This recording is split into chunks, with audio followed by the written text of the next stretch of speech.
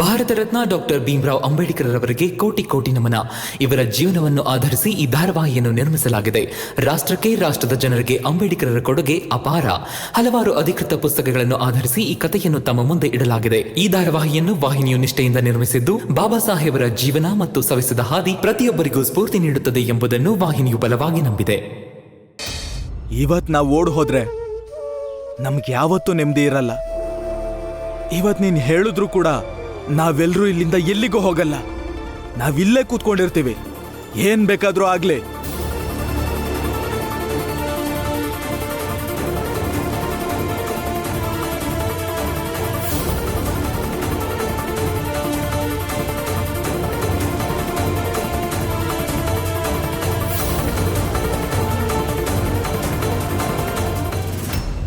ನೀವೆಲ್ಲ ಇದೇನ್ ಮಾಡ್ತಾ ಇದ್ದೀರಾ?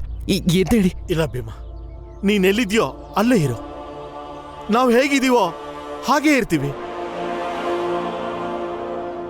ವಾ ಭೀಮರಾವ್, ವಾ, ತುಂಬಾ ಚೆನ್ನಾಗಿದೆ. ಎಂತ ಅದ್ಭುತ ನಾಟಕ ಆಡ್ತಾ ಇದೀಯಾ ಸಾಹೇಬ್ರೆ. ಇದೆಲ್ಲನೂ ಈ ಭೀಮರಾವ್ ಮಾಡಿರೋ ಸಂಚು.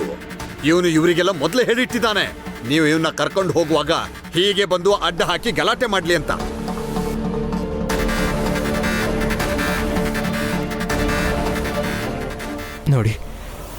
ನೋಡಿ ನೀವೆಲ್ಲ ದಯವಿಟ್ಟು ಇಲ್ಲಿಂದ ಎದ್ದೇಳಿ. ಇಲ್ಲಾಂದ್ರೆ ನಿಮಗೆ ನನ್ನ ಮೇಲೆ ಇರೋಂಥ ಪ್ರೀತಿನ ಇನ್ನು ಕೆಲವು ಹೊತ್ತಾದ್ರೆ ಇವ್ರು ಸಂಚು ಅಂತಾರೆ. ಮತ್ತು ಅದನ್ನು ಕೇಳಿಸ್ಕೊಡೋದಕ್ಕೆ ನಾನು ತಯಾರಾಗಿಲ್ಲ. ಎದ್ದೇಳಿ.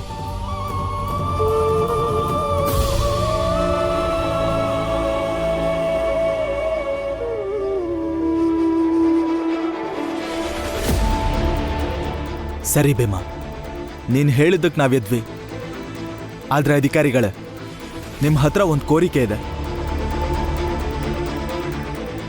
ನಮ್ ನಾಯಕ ಎಲ್ಲೂ ಹೋಗಲ್ಲ. ನಮ್ ನಾಯಕ ಏನಾದ್ರೂ ಹೋಗೋದಾದ್ರೆ ನಾವೆಲ್ಲರೂ ಜೊತೆಗೆ ಬರ್ತೀವಿ. ನಾವು ಜೊತೆಗೆ ಬರ್ತೀವಿ. ನಾವು ಜೊತೆಗೆ ಬರ್ತೀವಿ. ನಾವು ಜೊತೆಗೆ ಬರ್ತೀವಿ. ನಾವು ಜೊತೆಗೆ ಬರ್ತೀವಿ. ನಾವು ಜೊತೆಗೆ ಬರ್ತೀವಿ. ನಾವು ಜೊತೆಗೆ ಬರ್ತೀವಿ. ನಾವು ಜೊತೆಗೆ ಬರ್ತೀವಿ. ನಾವು ಜೊತೆಗೆ ಬರ್ತೀವಿ. ನಾವು ಜೊತೆಗೆ ಬರ್ತೀವಿ.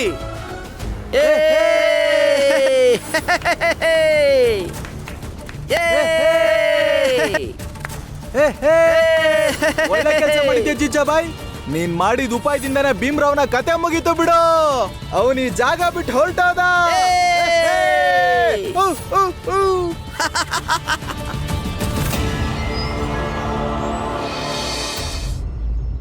ನಿಲ್ಲಿಸ್ತೀರಾ ನೀವು? ಎಷ್ಟು ಕೊಳಕು ಮನಸ್ಥಿತಿ ನಿಮ್ದು. ನಿಮ್ಗೆ ಬೇಕಾದಂಗೆ ಆಯ್ತಲ್ಲ, ಭೀಮಾ ಹೊರಟೋದ್ನಲ್ಲ, ಈಗ್ಲಾದ್ರೂ ಸುಮ್ಮನಿರಬಾರ್ದಾ? ಹೀಗೆ ಕುಣಿಯೋದ್ರಿಂದ ನಿಮ್ಗೇನ್ ಸಿಗುತ್ತೆ? ಸಿಗುತ್ತೋ ಬಿಡುತ್ತೋ, ನಾವಂತೂ ಕುಣಿತೀವಪ್ಪ.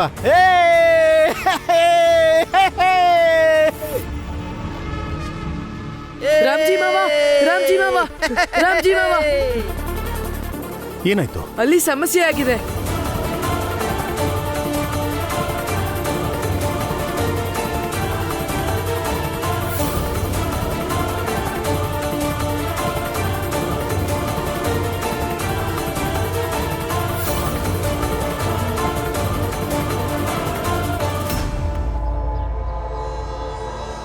ಎಲ್ರೂ ಅಲ್ಲೇ ನಿಂತಿದ್ದಾರೆ. ನಡಿ.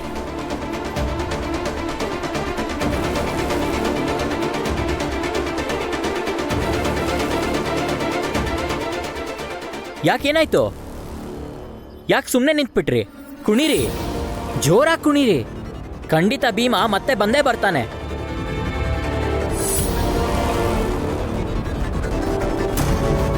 ಬರ್ತಾನಲ್ವಾ? ಇನ್ನೂ ಬಂದಿಲ್ಲ. ಪ್ರತಿ ಸಲ ಮಹಾರಾಜರು ಭೀಮನ್ ಮಾತು ಕೇಳಲ್ಲ. ಮಹಾರಾಜರು ಪ್ರತಿ ಸಲ ನಿಮ್ಮೆಲ್ಲರ ಮಾತಿಗೆ ಬೆಲೆ ಕೊಟ್ಟು ಭೀಮರಾವ್ನ ಬಿಟ್ಟು ಕಳಿಸೋದಿಲ್ಲ ಅಲ್ವಾ? ಅಧಿಕಾರಿಗಳ, ನೀವು ನಮ್ ಕೋರಿಕೆನ ಮಹಾರಾಜರಿಗೆ ತಲುಪಿಸಿ. ನಾವು ಭೀಮನ್ ಜೊತೆ ಬರ್ಬೇಕು ಅಂತ ಇದ್ದೀವಿ. ಹೌದಾ? ಸಾಹೇಬ್ರಿಗೆ ಮಾಡಕ್ ಬೇರೆ ಕೆಲಸ ಇಲ್ವಾ? ನಿಮ್ಮೆಲ್ಲರ ಕೋರಿಕೆ ಮಹಾರಾಜರಿಗೆ ತಲುಪಿಸ್ಬೇಕಾ? ಸರ್, ಒಂದು ಮಾತು ಸರ್, ಒಂದೇ ಸಲ. ನೋಡಿದ್ರ, ಇವರೆಲ್ಲ ಸೇರ್ಕೊಂಡು ನಿಮ್ಗೆ ಅವಮಾನ ಮಾಡ್ತಿದ್ದಾರೆ. ನೀವು ಮಹಾರಾಜರ ಅಧಿಕಾರಿ, ನಿಮ್ಗೆ ನಿಮ್ದೆ ಗೊತ್ತಿದೆ. ಏನ್ ತೀರ್ಮಾನ ಮಾಡ್ಬೇಕು ಅಂತ ನೀವು ಮಹಾರಾಜರ ಹತ್ರ ಕೇಳ್ತೀರಾ? ನಿಮ್ಗೇನೆ ತೀರ್ಮಾನ ಮಾಡೋ ತಾಕತ್ತಿದೆ. ನೀವು ಸರಿಯಾದ ತೀರ್ಮಾನ ಮಾಡಿದ್ದೀರಾ. ಈ ಭೀಮ್ರಾವ್ನ ಕರ್ಕೊಂಡು ಹೋಗಿ. ಮೇಘನಾಥ್ ಅವರೇ, ಈಗ ನೀವು ನನಗೆ ಹೇಳ್ಕೊಡ್ತಿದ್ದೀರಾ ನಾನು ಯಾವ ಕೆಲಸ ಮಾಡಬೇಕು, ಯಾವ ಕೆಲಸ ಮಾಡಬಾರ್ದು ಅಂತ.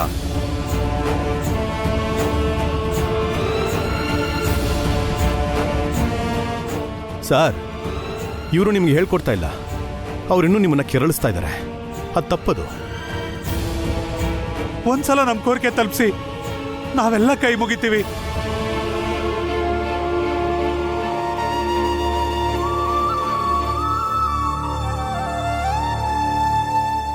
ನೋಡಿ ಸರ್, ಇದರಲ್ಲಿ ನಿಜವಾಗ್ಲೂ ನನ್ನ ಕೈಯಲ್ಲಿ ಏನೂ ಮಾಡೋಕ್ಕಾಗಲ್ಲ. ಇಲ್ಲಿ ಬಂದು ನನ್ನ ತಡೀರಿ ಅಂತ ನಾನು ಇವ್ರು ಯಾರನ್ನೂ ಕರೆಸ್ಕೊಂಡಿಲ್ಲ. ನನ್ನ ನಂಬಿ. ಸರ್, ಕೈ ಮುಗಿದು ಕೇಳ್ಕೊತೀನಿ, ದಯವಿಟ್ಟು ಒಂದ್ಸಲ ನಾ ಮಾತನ್ನ ಮಹಾರಾಜರು ಅವ್ರಿಗೆ ತಲುಪಿಸಿ.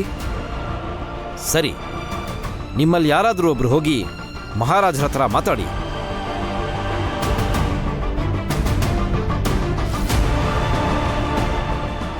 ಸಾಹೇಬ್ರೆ, ಮಾವ, ನೀವೇ ಹೋಗಿ ಮಾತಾಡಿ. ಇಲ್ಲ ಮಗಳೇ, ನೀನು ಹೋಗು. ಯಾಕಂದ್ರೆ ಭೀಮ ಯಾಕಿಲ್ಲಿ ಇರಬೇಕು ಅಂತ ನಿನಗಿಂತ ಚೆನ್ನಾಗಿ ಯಾರೂ ಹೇಳಲ್ಲ. ಸರ್, ರಮಾ ಹೋಗ್ತಾಳೆ ಮಾತಾಡೋದಕ್ಕೆ. ನಾನು ಬರೀ ಅವಳ ಜೊತೆ ಹೋಗ್ತೀನಿ ಅಷ್ಟೇ. ನಾನು ಮಹಾರಾಜರನ್ನ ಭೇಟಿ ಕೂಡ ಆಗಲ್ಲ. ಅಲ್ಲೆಲ್ಲೋ ದೂರ ಅರಮನೆಯಿಂದ ಆಚೆ ನಿಂತಿರ್ತೀನಿ. ಸರ್, ನೀವು ತಪ್ಪು ಮಾಡ್ತಿದ್ದೀರಾ. ಕೆಳಜಾತಿಯವನೊಬ್ಬ ಹೋಗಿ ಮಹಾರಾಜರ ಹತ್ರ ಮಾತಾಡೋದಂದ್ರೆ ಏನ್ ಯಾವ್ದೋ ಮರದಿಂದ ಹಣ್ಣು ಕೊಯ್ದಂಗ. ಅದೇ ರೀತಿ ಇರಬೇಕಾಗುತ್ತೆ ಶಿಶುಪಾಲ್ ಅವರೇ. ಗದ್ದುಗೆ ಮತ್ತೆ ಜನ ನಡುವೆ ಅದು ಎಷ್ಟೇ ದೂರ ಇದ್ರು ಎಂಥ ಸಂಬಂಧ ಇರಬೇಕು ಅಂದ್ರೆ ಗದ್ದುಗೆ ಮರದಲ್ಲಿರೋ ಹಣ್ಣನ್ನ ಜನರು ಯಾವಾಗ ಬೇಕೋ ಆವಾಗ ಕುಯ್ ತಿನ್ನೋ ಹಾಗಿರ್ಬೇಕು.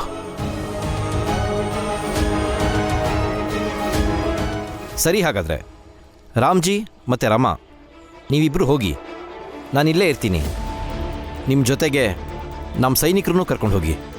ಸರಿ ಸರ್, ತುಂಬ ಉಪಕಾರ ಆಯಿತು. ನೀವು ಹೋಗಿ ಅಪ್ಪ.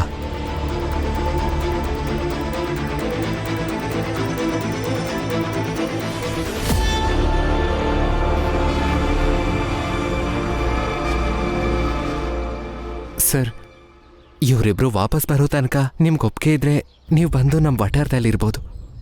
ಇಲ್ಲ, ನಾನು ಮಹಾರಾಜರ ಅಪ್ಪಣೆ ಪಾಲಿಸೋಂಥವನು. ನಾನು ನಿನ್ನ ವಠಾರಕ್ಕೆ ಬರೋದಿಲ್ಲ, ನಿನ್ನೂ ಅಲ್ಲಿ ಹೋಗಕ್ಕೆ ಬಿಡೋದಿಲ್ಲ.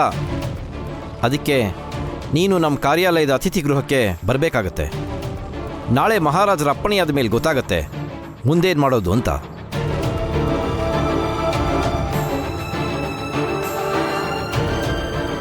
ಆಯ್ತು.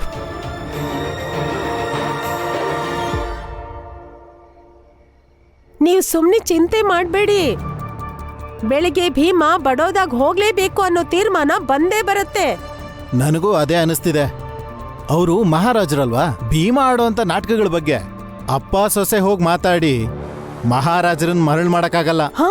ಅರೆ, ನೀವು ನನ್ನನ್ನು ಕೇಳಿದ್ರೆ ಆ ರಾಮ್ಜಿ ಮತ್ತೆ ರಮಾನ ಅಲ್ಲೇ ಸೆರೆಮನೆ ಒಳಗೆ ತಳ್ಳಿಬಿಡ್ಬೇಕು. ಆಮೇಲೆ ಬಂದು ಅವರು ಭೀಮನ್ನು ಹಿಡ್ಕೊಂಡು ಹೋಗ್ಲಿ. ಹೌದಾ? ನಂಜುಂಡಣ್ಣ ಅಲ್ಲಿ ಜೈಲಲ್ಲಿದ್ದಾರೆ, ಅದು ಅರ್ಥ ಆಗ್ತಿಲ್ವಾ? ಅವ್ರನ್ನ ಹೇಗ್ ಬಿಡ್ಸೋದು ಅದ್ರ ಬಗ್ಗೆ ಮಾತುಕತೆ ಇಲ್ಲ. ಆದ್ರೆ ಬೇರೆಯವ್ರನ್ನ ಹೇಗ್ ಒಳಗ್ ಕಳ್ಸೋದು ಅಂತ ಬರೀ ಇದೊಂದೇ ಯೋಚನೆ ಆಗಿದೆ ನಿಮ್ಗೆ. ಏಯ್ ಕರುಣಾ, ನಿನ್ಗಿಲ್ಲೇನ್ ಕೆಲ್ಸ? ಎಲ್ಲ ಅಲ್ಲಿ ಕೂತಿದಾರಲ್ಲ, ಅಲ್ಲಿಗೆ ಹೋಗು.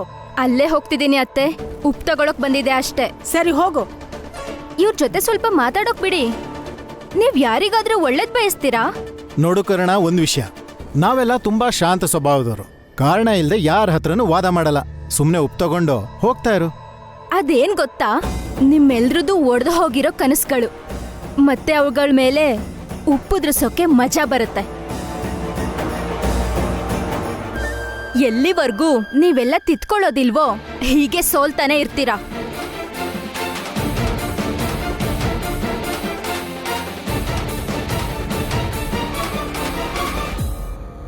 ಇಲ್ಲಿ ಏನೆಲ್ಲ ನಡೀತಿದ್ಯೋ ಯಾವುದು ಸರಿ ಹೋಗ್ತಿಲ್ಲ. ಈ ಭೀಮ್ರಾವ್ನ ಪ್ರಭಾವ ದಿನೇ ದಿನೇ ಏರ್ತಾನೆ ಇದೆ.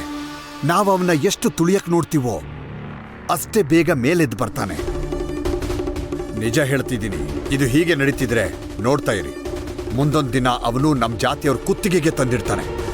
ಅದೇ ಅಪ್ಪ, ಮೊದಲು ನನಗನ್ನಿಸ್ತಿತ್ತು ಈ ಭೀಮಾ ಹೀಗೆ ಅಂತ, ಇವನೊಬ್ಬ ಬರೀ ಕೆಳಜಾತಿಯ ಹುಡುಗ ಏನು ಕಡ್ದಾಕ್ತಾನೆ ಅಂತ. ಒಂದಿಬ್ರು ಇವನ್ನ ಹಾಡು ಹೊಗಳ್ತಿದ್ರು ಅಷ್ಟೇ. ಆದರೆ ಇವತ್ತು ಎಲ್ಲರೂ ಅವನ್ನ ನಾಯಕ ನಾಯಕ ಅಂತ ಕರೀತಾ ಅಲ್ಲಿಗೆ ಬಂದರು. ನಿಜ ಹೇಳಬೇಕಂದ್ರೆ ನನಗನ್ನಿಸ್ತಾ ಇದೆ, ಭೀಮನ್ ಪ್ರಭಾವ ಜನರ ಮನಸ್ಸನ್ನ ತಟ್ತಾ ಇದೆ. ಇನ್ನೊಂದೇನೆಂದರೆ, ನಾವು ಒಬ್ಬ ಮನುಷ್ಯನ ಹೆದರಿಸ್ಬೋದು, ಆದರೆ ಮನಸ್ಸನ್ನ ಹೆದರ್ಸಕ್ಕಾಗಲ್ಲ ಅಲ್ವಾ? ಮತ್ತೆ ಮನ್ಸು ಗಟ್ಟಿಯಾಗ್ತಾ ಹೋದ್ರೆ ಅವರನ್ನ ಕಾಲ್ ಕೆಳಗೆ ಇಟ್ಕೊಳ್ಳೋದು ತುಂಬಾನೇ ಕಷ್ಟ ಆಗ್ಬಿಡುತ್ತೆ. ನನಗೂ ಗೊತ್ತಾಗ್ತಿದೆ. ನೋಡೋಣ, ಈ ಭೀಮ್ರಾವ್ ಬಡೋದಾಗ ಹೊರಟೋದ್ರೆ ಪರವಾಗಿಲ್ಲ, ಆದರೆ ಹೋಗದೇ ಇದ್ರೆ ಇಲ್ಲಿಯವರೆಗೂ ಮಾಡಿದ್ದಕ್ಕಿಂತ ತುಂಬಾ ಕ್ರೂರವಾದ ಕೆಲಸ ಮಾಡಬೇಕಾಗತ್ತೆ ನಾವು. ಅದು ಹೀಗಿರ್ಬೇಕು ಅಂದ್ರೆ ಈ ಭೀಮ್ರಾವ್ನ ಮರ್ಯಾದೆ 3 ಕಾಸಿಗೆ ಹರಾಜಾಕಿ ಜನ ಅವನಿಗೆ ಕ್ಯಾಕರಿಸಿ ಉಗಿಬೇಕು, ಮತ್ತೆ ಮೇಲ್ ಬರೋಕೆ ತುಂಬಾ ಒದ್ದಾಡಬೇಕು. ಈ ತುಳಿಯೋದು ಹೊಸ್ಕಾಕೋದು ಸಾಕಾಗೋಯ್ತು. ಈಗ ಅವನ್ನ ಬುಡ ಸಮೇತ ಕಿತ್ತಾಕ್ಬೇಕು. ಆಗ್ಲೇ ಈ ತೊಂದರೆಗೆ ಪರಿಹಾರ ಸಿಗೋದು.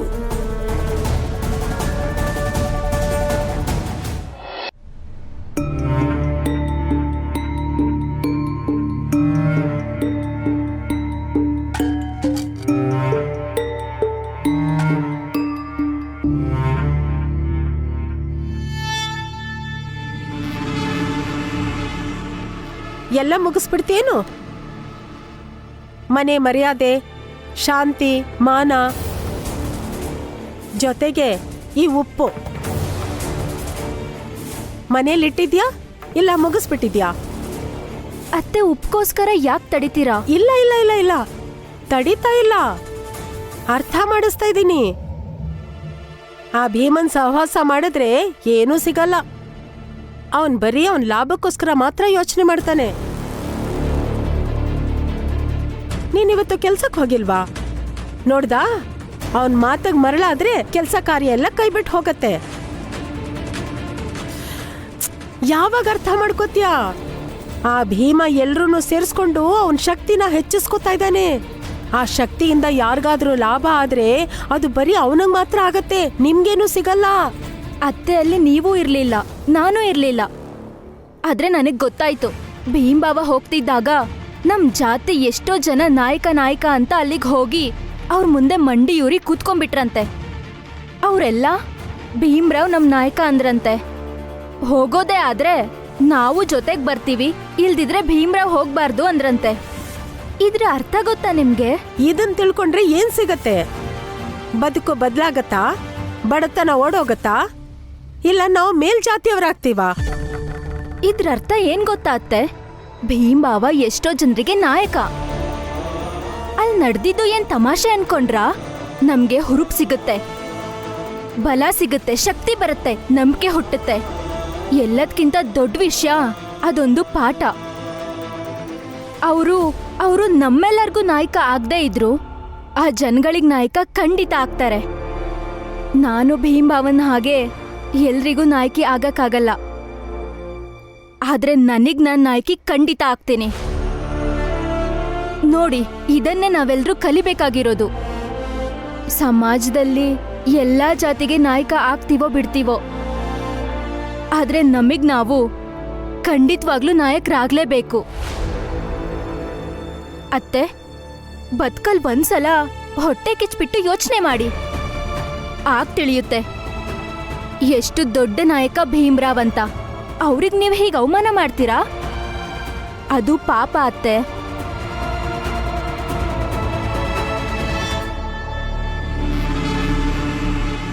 ನಾಯಕ ನಾಯಕ ನಾಯಕ, ಈ ನಾಯಕ ಒಂದ್ಸಲ ಹೊರಟೋದ್ರೆ ಸಾಕು. ಜೀಜಾಬಾಯಿ,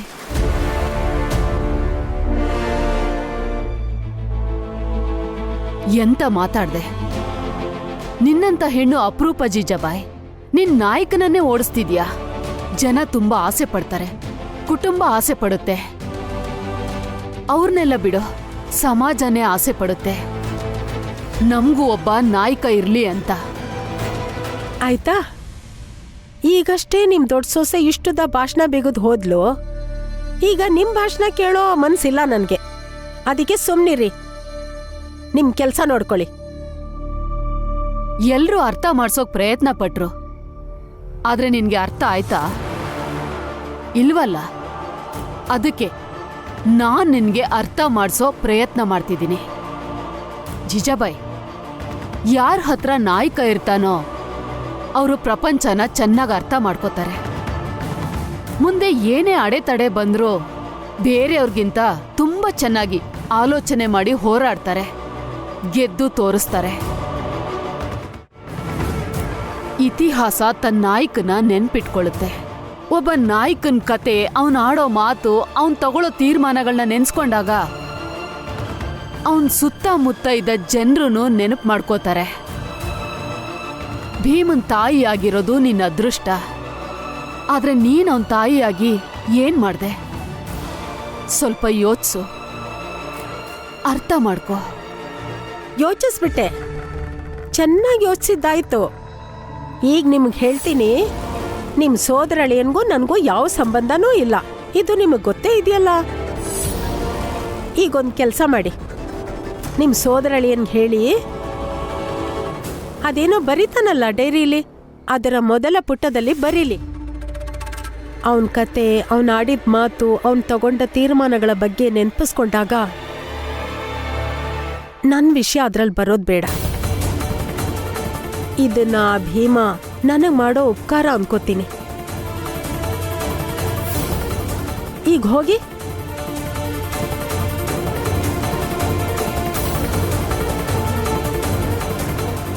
ನಿನ್ನ ಈ ಸೊಕ್ಕಿಗೆ ಉತ್ತರ ನಿನಗೆ ಆ ಭೀಮನ್ ಕೈಯಿಂದನೇ ಕೊಡಿಸ್ತೀನಿ.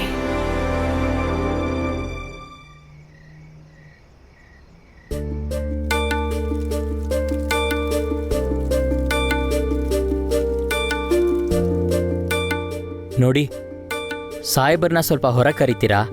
ನಾವು ಅವ್ರಿಗೆ ಊಟ ತಂದಿದ್ದೀವಿ. ಇಲ್ಲ ಇಲ್ಲ, ಅವ್ರು ಊಟ ಮಾಡಲ್ಲ. ನೀವೊಂದ್ಸಲ ಅವ್ರನ್ನ ಕರ್ಕೊಂಡು ಬನ್ನಿ, ನಾವು ಅವ್ರ ಹತ್ರ ಮಾತಾಡ್ತೀವಿ. ನಾನು ಹೇಳಿದ್ನಲ್ಲ, ನಿಮ್ಗೆ ಅರ್ಥ ಆಗ್ತಿಲ್ವಾ? ದಯವಿಟ್ಟು ಅರ್ಥ ಮಾಡ್ಕೊಳ್ಳಿ. ನಾವು ಮಾತಾಡ್ತೀವಿ, ನೀವು ಅವ್ರನ್ನ ಕರೀರಿ. ಅವ್ರು ಊಟ ಮಾಡಲ್ಲ, ಹೋಗಿ ಇಲ್ಲಿಂದ. ಏನು ನಡೀತಿದೆ? ಯಾಕೆ ಗಲಾಟೆ ಮಾಡ್ತಿದ್ದೀರಾ? ಸಾಹೇಬ್ರೆ, ನಿಮಗೋಸ್ಕರ ಊಟ ತಂದಿದ್ದೀವಿ, ಊಟ ಮಾಡಿ. ಹಾಂ, ನೀವು ತಪ್ಪು ತಿಳ್ಕೊಬೇಡಿ. ಈ ಊಟ ನಾವು ಮನೆಯಿಂದ ತಂದಿದ್ದಲ್ಲ, ನಾವು ನಿಮಗೋಸ್ಕರ ಬೇರೆ ಕಡೆಯಿಂದ ಕೊಂಡ್ಕೊಂಡು ತಂದಿರೋದು. ಮತ್ತೆ ನಾವು ಕೈಗವಸು ಹಾಕಿದ್ದೀವಿ. ಬಡವರಾಗಿ ನನಗೋಸ್ಕರ ಊಟ ತಂದಿದ್ದೀರಾ? ತುಳಿಯೋದನ್ನ ನಾವ್ ಎದುರಿಸ್ತೀವಿ, ಭೇದ ಭಾವನೂ ಕೂಡ. ಆದ್ರೆ ನಮ್ತನನ ನಾವು ಬಿಟ್ಕೊಡಲ್ಲ. ಅತಿಥಿಗಳ ಸೇವೆ ಮಾಡೋದು ಅದು ನಮ್ ಕರ್ತವ್ಯ. ಮತ್ತೆ ಸಾಹೇಬ್ರೆ, ನಾವು ಯಾವತ್ತೂ ಜಗಳ ಹೊಡೆದಾಟ ಮಾಡಲ್ಲ, ಮುಂದೆ ಮಾಡೋಕ್ಕೂ ನಮ್ಗಿಷ್ಟ ಇಲ್ಲ. ಸಾಹೇಬ್ರೆ, ನಮಗ್ ಬರೀ ನೆಮ್ಮದಿಯಿಂದ ಇದ್ರೆ ಸಾಕು. ನಮಗೆ ಬರೀ ನಮ್ಮ ಪಾಲು ಸಿಕ್ಕಿದ್ರೆ ಸಾಕು. ಸಮಾಜಕ್ಕೆ ಮಾಲೀಕರಾಗೋದು ನಮಗೆ ಬೇಡ. ಪಾಲು ಪಡಿತೀವಿ, ಇವತ್ತಲ್ದಿದ್ರು ನಾಳೆ ಪಡಿತೀವಿ. ಅದರಲ್ಲೂ ನಮ್ಮ ಹೋರಾಟದಿಂದ ನಾವು ಪಡಿತೀವಿ. ಅವ್ರು ಕೊಟ್ಟಿಲ್ಲ ಅಂದ್ರೆ ನಾವು ಕಿತ್ಕೊಂಡು ತಗೋತೀವಿ. ಆದ್ರೆ ನಾವು ಹಿಂಸೆ ಅಂತೂ ಮಾಡೋದಿಲ್ಲ, ದುಡಿಮೆಯಿಂದ ತಗೋತೀವಿ.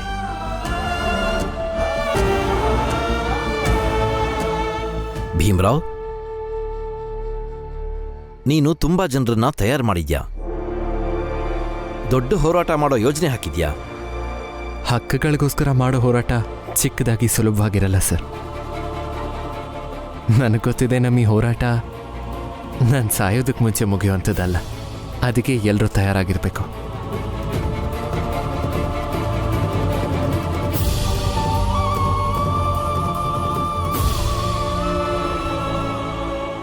ನಾಳೆ ಒಂದು ವೇಳೆ ಮಹಾರಾಜರ ತೀರ್ಮಾನ ಬಂದು ನೀನು ಹೋಗಬೇಕು ಅಂತಾದ್ರೆ? ಹಾಗಿದ್ರೆ ಬರ್ತೀನಿ ಸರ್ ನಿಮ್ಮ ಜೊತೆ.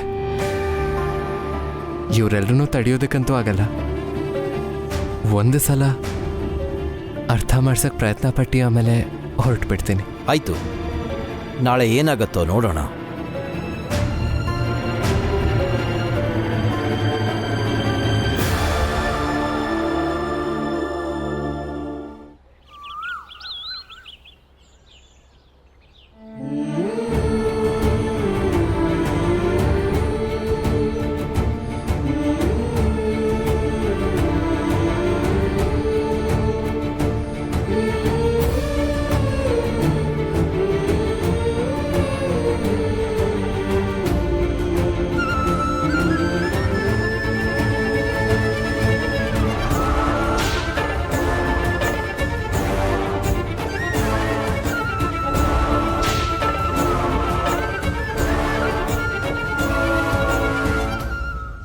ನಮಸ್ತೆ. ಬರಪ್ಪವ, ಟೀ ತಗೊಂಬ. ಹಾ, ನಿಮ್ಗೋಸ್ಕರ ಟೀ ತಗೊಂಡು ಬಂದಿದ್ದೀನಿ. ಸುಖ ಸುಮ್ಮನೆ ನೀವು ಕೀಳ್ಜಾತಿಯವ್ರ ನಡುವೆ ಸಿಕ್ಕಾಕೊಂಡ್ರಿ. ನೀವೆಷ್ಟು ಕಷ್ಟದಲ್ಲಿ ರಾತ್ರಿ ಕಳೆದಿರ್ಬೋದು ನನಗೆ ಗೊತ್ತಾಗತ್ತೆ. ತಗೊಳ್ಳಿ, ಟೀ ಕುಡೀರಿ. ಕುಡಿದು ಸ್ವಲ್ಪ ಸುಧಾರಿಸ್ಕೊಳ್ಳಿ. ಅಲ್ಲ, ಸುಧಾರಿಸ್ಕೊಳ್ಳೋದೇನು ಬಂತು? ನಿಮಗೆ ರಾತ್ರಿನೇ ಗೊತ್ತಾದ ಮೇಲೆ ನನ್ನ ನೋಡೋದಕ್ಕೆ ಈಗ ಬಂದ್ರಾ ನೀವು? ರಾತ್ರಿ ನಾನೇನು ತಿಂದೆ ಅಂತ ನೀವು ಕೇಳಲೇ ಇಲ್ಲ. ನಾನು ನಿಮ್ಮ ಹತ್ರ ಸುತ್ತಿ ಬಳಸಿ ಹೀಗೆ ಕೇಳ್ತಿದ್ದೀನಿ ಅಂತ ಅಂದ್ಕೋಬೇಡಿ. ನೀವು ಯಾಕೆ ನನಗೆ ನಿನ್ನೆ ಊಟ ತರಲಿಲ್ಲ ಅಂತ. ನಿಮಗೆ ನನ್ನ ಬಗ್ಗೆ ಯೋಚನೆಯೇ ಇಲ್ಲ ಅಂತ ನಾನು ಹೇಳ್ತಿರೋದು. ನನಗೆ ಗೊತ್ತಿದೆ ಮಹಾರಾಜರು ಭೀಮನ್ ವಿಷಯದಲ್ಲಿ ಯಾವ ಅಪ್ಪಣೆ ಹೊರಡಿಸಿದ್ದಾರೆ ಅಂತ ತಿಳ್ಕೊಂಡು ಹೋಗೋದಕ್ಕೆ ನೀವು ಇಲ್ಲಿವರೆಗೂ ಪಾದ ಬೆಳೆಸಿ ತಾನೆ.